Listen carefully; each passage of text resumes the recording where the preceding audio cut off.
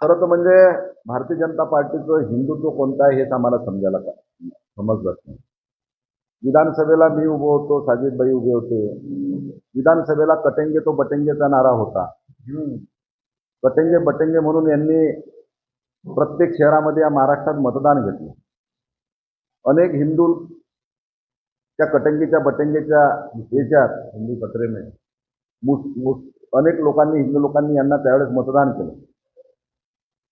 पण आज 1 वर्ष झालं, आजची कटंगेच्या बटंगेच्या नावावर ज्या युजीभाऊंनी या शहरामध्ये हिंदू लोकांची दिशाभूल केली आणि मतदान घेतलं. खरं चित्र आज महानगरपालिकेच्या निवडणुकीमध्ये ते चित्र स्पष्ट झालं. तुम्हाला स्वतःला निवडून यायला तुम्ही लोकांची जातीवाद निर्माण करता, भेदभाव निर्माण करता आणि स्वतः सत्ता स्थापन करताना तुम्हाला एमआयएम सुद्धा सोबत चालतं.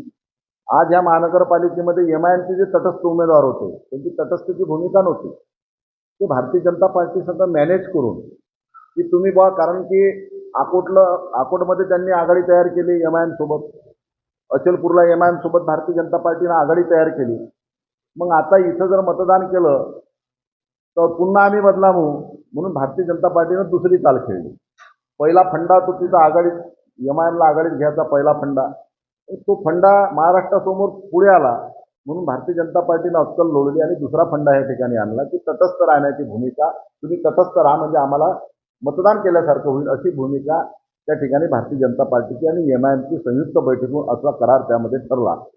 मागच्या वेळेस आमचे सदस्य आम्हाला सांगत होते शिवसेनेचे किंवा आम्हाला त्यावेळेस युती सुद्धा होती, महाराष्ट्रात होते किंवा भारतीय जनता पार्टीवाले राजेश मिश्रा त्यावेळेस आमचे विरोधी पक्षनेता होते त्यांच्या सभागृहात वारंवार आम्हाला तक्रार करत होते पक्षाकडे की भारतीय जनता पार्टी आम्हाला निधी नाही देऊ राहिली, एमआयएमच्या नगरसेवकाला देऊ राहिली. पण आज ते खरं चित्र ह्या सभागृहात चित्र स्पष्ट झालं की एमआयएम आणि भारतीय जनता पार्टी खऱ्या अर्थानं युती आहे. आम्ही तर नेहमी समाजकारण करतो, आम्ही कधी राजकारण केलं नाही. समाजकारण करत